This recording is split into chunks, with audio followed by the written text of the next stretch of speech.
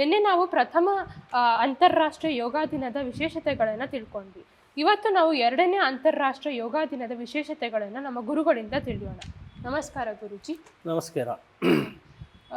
ಗುರುಜಿ, ಎರಡನೇ ಅಂತಾರಾಷ್ಟ್ರೀಯ ಯೋಗ ದಿನ ಎಲ್ಲ ಆಚರಣೆ ಮಾಡಿದ್ವಿ. ಕಳೆದ ಒಂದು ಸಂಚಿಕೆಯಲ್ಲಿ ನಾವು ಪ್ರಥಮ ಅಂತಾರಾಷ್ಟ್ರೀಯ ಯೋಗ ದಿನವನ್ನು ಎಲ್ಲಿ ಆಚರಣೆ ಮಾಡಿದ್ರು ಮತ್ತು ಅದರ ದೇಹದ ಉದ್ದೇಶ ಎಲ್ಲವನ್ನು ಸವಿರವಾಗಿ ನಾವು ತಿಳ್ಕೊಂಡ್ವಿ. ಪ್ರಥಮ ಅಂತಾರಾಷ್ಟ್ರೀಯ ಯೋಗ ದಿವಸದ ಒಂದು ಮೂಲ ಉದ್ದೇಶ ಏನಿತ್ತು, ಜನಗಳಲ್ಲಿ ಸಾಮರಸ್ಯ ಮತ್ತು ಶಾಂತಿಯನ್ನು ಹೇಗೆ ಯೋಗದ ಮೂಲಕ ಪಡಿಬೋದು ಅನ್ನೋದ್ರ ಬಗ್ಗೆ ಎಲ್ಲ ವಿಶ್ವದಾದ್ಯಂತ ಪ್ರಚಾರ ಮಾಡಿದ್ವಿ. ಎರಡನೆಯ ಅಂತಾರಾಷ್ಟ್ರೀಯ ಯೋಗ ದಿವಸವನ್ನು ಚಂಡೀಗಢದಲ್ಲಿ ಆಯೋಜನೆ ಮಾಡಿರ್ತಾರೆ. ಭಾರತದ ಚಂಡೀಗಢದಲ್ಲಿ ಇದನ್ನು ಆಯೋಜನೆ ಮಾಡಿ ಸುಮಾರು ಜನಗಳು ಅದರಲ್ಲೂ ಕೂಡ ಭಾಗವಹಿಸಿ ಯೋಗವನ್ನು ಅಭ್ಯಾಸ ಮಾಡ್ತಕ್ಕಂಥದ್ದು. ಭಾಳ ರಾಷ್ಟ್ರಗಳು ಕೂಡ ಅದರಲ್ಲಿ ಭಾಗವಹಿಸಿರ್ತವೆ. ವಿದೇಶಗಳಲ್ಲೂ ಕೂಡ ಅದನ್ನೆಲ್ಲ ಅಂತಾರಾಷ್ಟ್ರೀಯ ಮಟ್ಟದಲ್ಲಿ ಯೋಗವನ್ನು ಆಚರಣೆ ಮಾಡ್ತಾರೆ. ಅವತ್ತಿನ ಒಂದು 2016 ಜೂನ್ 21 ಒಂದು ಈ ಎರಡನೇ ಅಂತಾರಾಷ್ಟ್ರೀಯ ಯೋಗ ದಿನದ ಮೂಲ ಉದ್ದೇಶ ಧ್ಯೇಯ ಏನಿರುತ್ತೆ ಅಂದರೆ ಕನೆಕ್ಟಿಂಗ್ ವಿತ್ ಯೂತ್ ಅಂತ.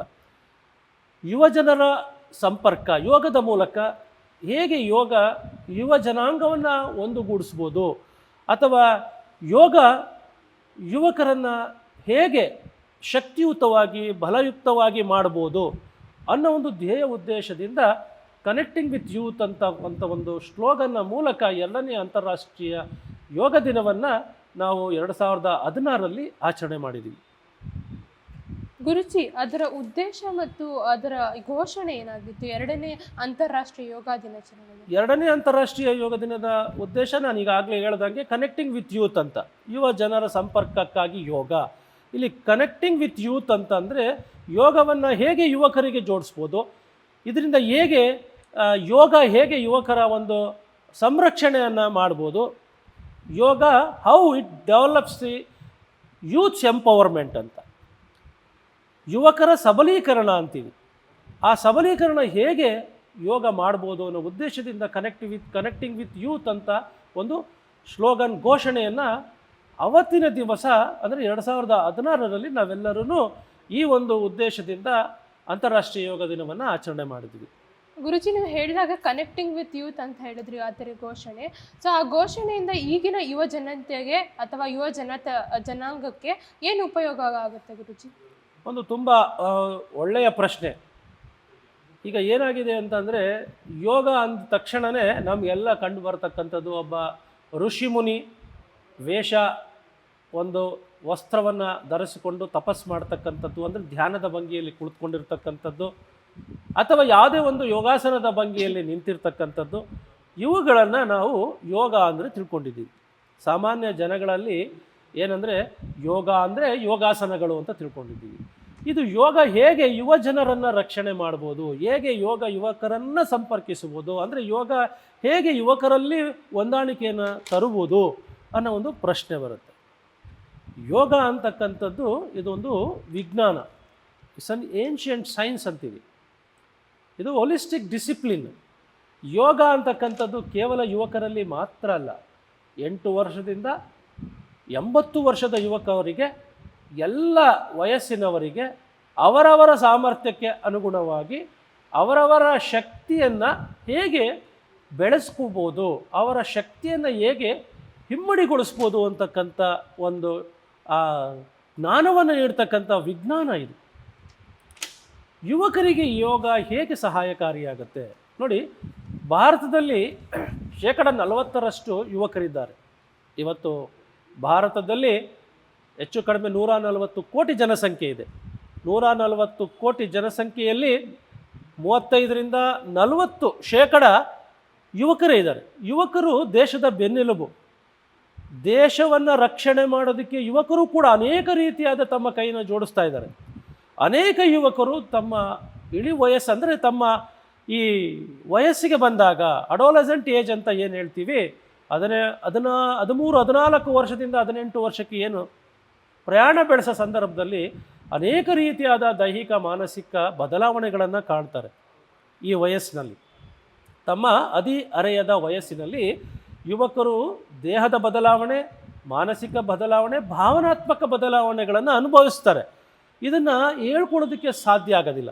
ಅವರಿಗೆ ಯಾವ ಒಂದು ತಂದೆ ತಾಯಿಗಳ ಮೂಲಕ ಆಗಲಿ ಅಥವಾ ತಂದೆ ತಾಯಿಗಳ ಬಳಿಯಲ್ಲೇ ಆಗಲಿ ತಮ್ಮ ಶಿಕ್ಷಣ ನೀಡ್ತಕ್ಕಂಥ ಗುರುಗಳಲ್ಲೇ ಆಗಲಿ ಹೇಳ್ಕೊಡೋದಲ್ಲೇ ಅವರು ಮಾನಸಿಕವಾಗಿ ತೊಳಲಾಟವನ್ನು ಅನುಭವಿಸ್ತಾರೆ. ಅಂದರೆ ಅವರು ಒಳಗಡೆ ಅನೇಕ ರೀತಿಯಾದ ಭಾವನೆಗಳನ್ನು ಅದುಮಿಟ್ಟು ಮಾನಸಿಕ ಗೊಂದಲಗಳು, ದೈಹಿಕ ಗೊಂದಲಗಳು, ಯುವಕರಿರ್ಬೋದು ಯುವತಿಯರಿರ್ಬೋದು.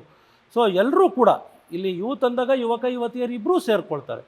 ಯಾವಾಗ ಇದು ಬದಲಾವಣೆಗಳನ್ನು ಕಾಣ್ತಾರೆ, ಈ ಬದಲಾವಣೆಗೆ ಹೊಂದಿಕೊಳ್ಳೋದಕ್ಕೆ ಅವ್ರಿಗೆ ಕಷ್ಟ ಆಗುತ್ತೆ.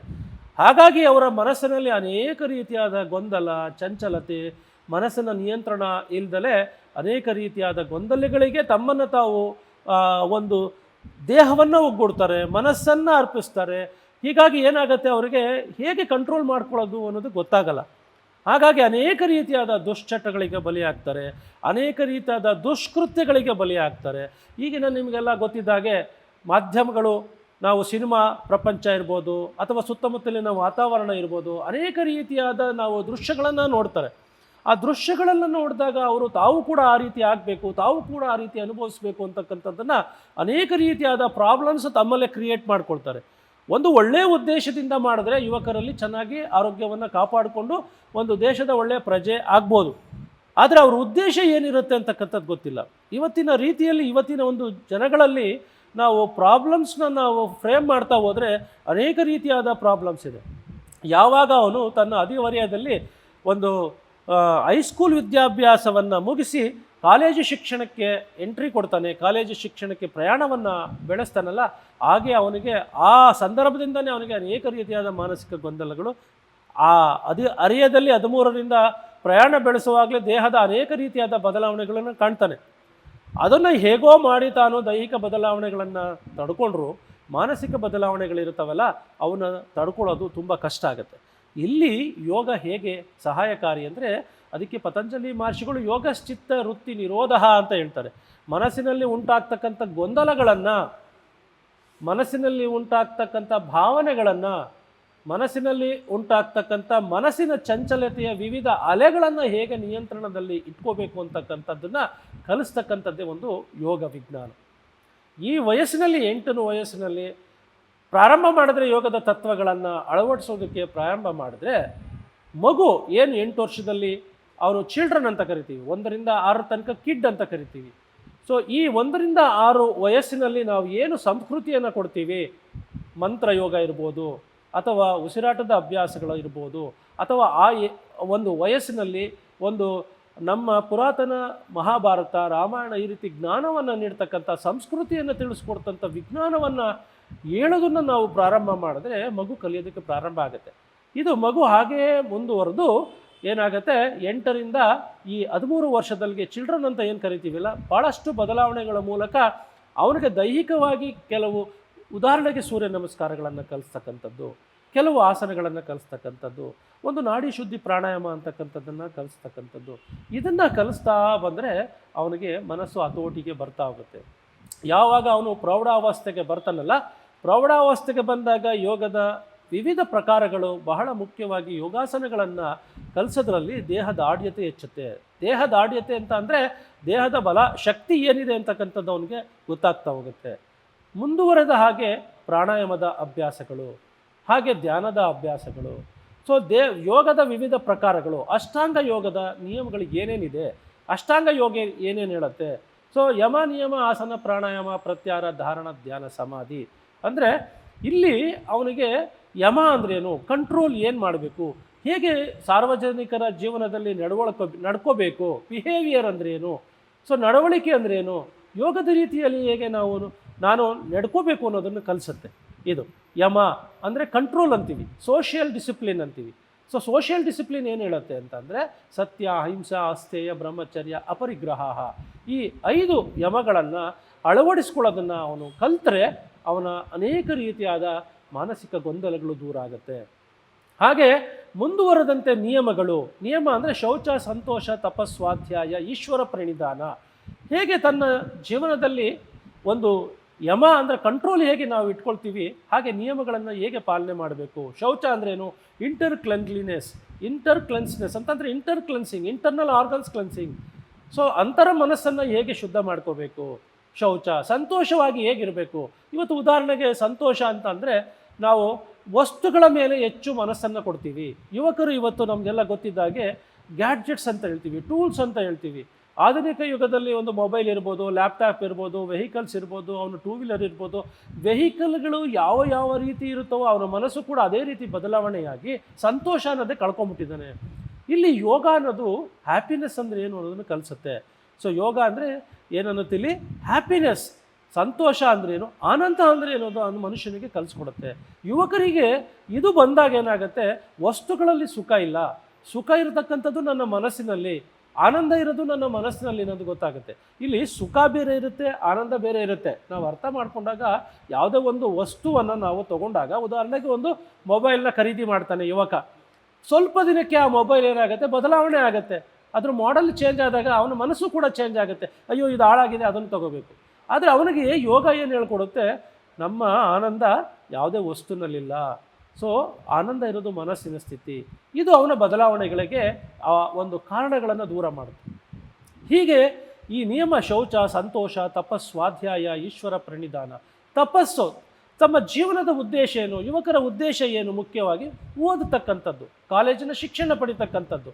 ಶಿಕ್ಷಣ ಮುಗಿದ ನಂತರವೇ ಅವನು ಬೇರೆ ಏನೇ ಒಂದು ಪ್ರಯತ್ನ ಕೈ ಹಾಕಬೇಕು ವಿನಃ ಶಿಕ್ಷಣದಲ್ಲೇ ಅನೇಕ ರೀತಿಯಾದ, ಓದುವಾಗಲೇ ಅನೇಕ ರೀತಿಯಾದ ಗೊಂದಲಗಳನ್ನು ಮೂಡಿಸ್ಕೊಂಡ್ರೆ ಅವನು ವಿದ್ಯಾಭ್ಯಾಸ ಹಾಳಾಗೋದ್ರ ಜೊತೆಗೆ ಅವನ ಯುವ ಶಕ್ತಿಯನ್ನೇ ಕಳ್ಕೊಳ್ತಾನೆ. ಹಾಗಾಗಿ ಇದು ಯೋಗ ಕಲಿಸ್ಕೊಡುತ್ತೆ. ತಪಸ್ಸು, ತನ್ನ ವಿದ್ಯೆಯನ್ನು ತಪಸ್ಸಿನ ರೀತಿಯಲ್ಲಿ ಮಾಡಿದರೆ ಮಾತ್ರ ಉನ್ನತ ವ್ಯಕ್ತಿಗಳಾಗಿ ಬೆಳೆಯೋದಕ್ಕೆ ಸಾಧ್ಯ ಆಗುತ್ತೆ. ಅನೇಕ ಉನ್ನತ ಮಹನೀಯರುಗಳೆಲ್ಲ ಯೋಗದ ಈ ಶಕ್ತಿಯನ್ನು ಅಳವಡಿಸ್ಕೊಂಡಿರೋದ್ರಿಂದನೇ ಅವರೆಲ್ಲ ಉನ್ನತ ವ್ಯಕ್ತಿಗಳಾಗಿದ್ದಾರೆ. ಹಾಗೆ ಪ್ರತಿಯೊಂದೂ ಭಗವಂತನಿಗೆ ಸೇರಿರ್ತಕ್ಕಂಥದ್ದು ಈಶ್ವರ ಪ್ರಣಿಧಾನ ಅಂತೀವಿ. ಹಾಗೆ ಸ್ವಾಧ್ಯಾಯ, ಸ್ವಾಧ್ಯಾಯ ಅಂತಂದರೆ ಸೆಲ್ಫ್ ಸ್ಟಡಿ, ತನ್ನನ್ನೇ ತಾನು ಪ್ರತಿನಿತ್ಯ ಸ್ಟಡಿ ಮಾಡಬೇಕು. ಹಾಗೆ ಆಧ್ಯಾತ್ಮಿಕ ಗ್ರಂಥಗಳನ್ನು ಅಭ್ಯಾಸ ಮಾಡೋದನ್ನು ಕಲ್ತ್ಕೋಬೇಕು. ನಮ್ಮ ಭಗವದ್ಗೀತೆ ಇರ್ಬೋದು, ಹಾಗೆ ಬೇರೆ ಬೇರೆ ಪತಂಜಲಿ ಯೋಗ ಸೂತ್ರಗಳು, ಹಠಯೋಗದ ತತ್ವಗಳು, ಏನು ಹಠಯೋಗ ಏನು ಹೇಳುತ್ತೆ, ನಮ್ಮ ದೇಹದಲ್ಲಿರ್ತಕ್ಕಂಥ ಒಂದು ಎನರ್ಜಿ ಸಿಸ್ಟಮ್ನ ಬ್ಯಾಲೆನ್ಸ್ ಮಾಡ್ತಕ್ಕಂಥದ್ದು ನೀಡ್ತಕ್ಕಂಥ ವಿಜ್ಞಾನ ಹಠಯೋಗ. ಇವೆಲ್ಲವನ್ನೂ ಕಲಿತಾಗ ಅವನು ತನ್ನ ಯುವಕ ಶಕ್ತಿ ಏನಿರುತ್ತಲ್ಲ ಅದನ್ನು ಹೆಚ್ಚು ಹಿಮ್ಮಡಿ ಮಾಡ್ಕೊಳ್ತಾನೆ, ಉತ್ತಮ ಪ್ರಜೆ ಆಗೋದಕ್ಕೆ ಕಾರಣ ಆಗುತ್ತೆ. ಹಾಗಾಗಿ ಈ ಯೋಗ ಅಂತಕ್ಕಂಥದ್ದು ಆಲ್ರೌಂಡ್ ಪರ್ಸ್ನಾಲಿಟಿ ಡೆವಲಪ್ಮೆಂಟ್ ಅಂತೀವಿ. ಯೋಗ ಅಂತಕ್ಕಂಥದ್ದು ಸರ್ವಾಂಗೀಣ ಅಭಿವೃದ್ಧಿ, ಸಂಪೂರ್ಣ ವ್ಯಕ್ತಿತ್ವ ವಿಕಸನ ಶಾಸ್ತ್ರ ಅಂತೀವಿ. ಯೋಗ ಕೇವಲ ದೈಹಿಕ ಬದಲಾವಣೆ ತರೋದಿಲ್ಲ, yoga helps to develop all round personality. ನಮ್ಮ ಸರ್ ಅರವಿಂದೋ ಏನು ಹೇಳ್ತಾರೆ, ಯೋಗ helps to develop all-round personality at physical level, mental level, emotional and intellectual level and spiritual level ಅಂತ ನೋಡಿ. 5 ಸ್ತರಗಳಲ್ಲಿ ಆ ಯುವಕನಿಗೆ ಶಕ್ತಿಯನ್ನು ಕೊಡ್ತಕ್ಕಂಥದ್ದು. ದೈಹಿಕವಾಗಿ ಅವನ ಆರೋಗ್ಯವನ್ನು ಕಾಪಾಡುತ್ತಾ, ಮಾನಸಿಕ ಆರೋಗ್ಯ ಕಾಪಾಡುತ್ತೆ, ಭಾವನಾತ್ಮಕ ಆರೋಗ್ಯ ಜೊತೆಗೆ ಬುದ್ಧಿಶಕ್ತಿ ಆರೋಗ್ಯವನ್ನು, ಬುದ್ಧಿ ಯೋಗವನ್ನು ಕೊಡುತ್ತೆ. ಹಾಗೆ ನಾನು ಯಾರು ಅಂತಕ್ಕಂಥ ಆಧ್ಯಾತ್ಮಿಕ ಶಕ್ತಿಯನ್ನು ಕೊಡ್ತಕ್ಕಂಥದ್ದು ಈ ಯೋಗ. ಅದಕ್ಕೆ yoga helps to develop all round personality. ಹೀಗಾಗಿ ಯುವಕರಲ್ಲಿ ಯೋಗವನ್ನು ಅಭ್ಯಾಸ ಮಾಡೋದ್ರಿಂದ, ಯುವಕರಲ್ಲಿ ಯೋಗದ ಜ್ಞಾನವನ್ನು ತರೋದ್ರಿಂದ, ಯೋಗದ ಜ್ಞಾನದ ಬಗ್ಗೆ ಹೆಚ್ಚು ಅರಿವನ್ನು ಮೂಡಿಸೋದ್ರಿಂದ ಅವನ ವ್ಯಕ್ತಿತ್ವ ಬೆಳವಣಿಗೆ ಜೊತೆಯಲ್ಲಿ ಅವನು ದೇಶವನ್ನು ಕಾಪಾಡೋದಕ್ಕೆ ಸಿದ್ಧನಾಗ್ತಾನೆ. ಆ ನಿಟ್ಟಿನಲ್ಲಿ ಅಂದಿನ ದಿನ 2016 ಕನೆಕ್ಟಿಂಗ್ ವಿತ್ ಯೂತ್ ಅನ್ನೋ ಒಂದು ಘೋಷಣೆಯೊಂದಿಗೆ ಅಂದಿನ ಒಂದು 2016 ಅಂತಾರಾಷ್ಟ್ರೀಯ ಯೋಗ ದಿನವನ್ನು ಆಚರಣೆ ಮಾಡಿ ಸಂಭ್ರಮದಿಂದ ನಮ್ಮ ಭಾರತದ ಜೊತೆ ವಿಶ್ವದ ಅನೇಕ ರಾಷ್ಟ್ರಗಳು ಕೈ ಜೋಡಿಸಿ, ಬೇರೆ ಬೇರೆ ರಾಷ್ಟ್ರದ ಯುವಕರು ಕೂಡ ಈ ಯೋಗದ ತತ್ವಗಳನ್ನು ಅಳವಡಿಸ್ಕೋಬೇಕು ಅನ್ನೋ ಉದ್ದೇಶದಿಂದ ಅವತ್ತು ಅಂತಾರಾಷ್ಟ್ರೀಯ ಯೋಗ ದಿನವನ್ನು ಹಬ್ಬದ ರೀತಿಯಲ್ಲಿ ಆಚರಣೆ ಮಾಡಿದ್ದೀವಿ. 2ನೇ ಅಂತಾರಾಷ್ಟ್ರೀಯ ಯೋಗ ದಿನದ ಬಗ್ಗೆ ಹೇಳಿದ್ದಕ್ಕೆ ನಮಗೆ ಧನ್ಯವಾದಗಳು ಗುರೂಜಿ. ನೋಡಿದ್ರಲ್ಲ ವೀಕ್ಷಕರೇ, ಇಂದಿನ ಸಂಚಿಕೆಯಲ್ಲಿ ನಾವು ಸೆಲ್ಫ್ ಡೆವಲಪ್ಮೆಂಟ್ ಹಾಗೂ ಪರ್ಸನಾಲಿಟಿ ಡೆವಲಪ್ಮೆಂಟ್ ಬಗ್ಗೆ ಎಲ್ಲ ತಿಳ್ಕೊಂಡ್ವಿ. ಮುಂದಿನ ಸಂಚಿಕೆಯಲ್ಲಿ ನಾವು 3ನೇ ಅಂತಾರಾಷ್ಟ್ರೀಯ ಯೋಗ ದಿನದ ಮಹತ್ವಗಳನ್ನು ತಿಳಿಯೋಣ. ಧನ್ಯವಾದಗಳು.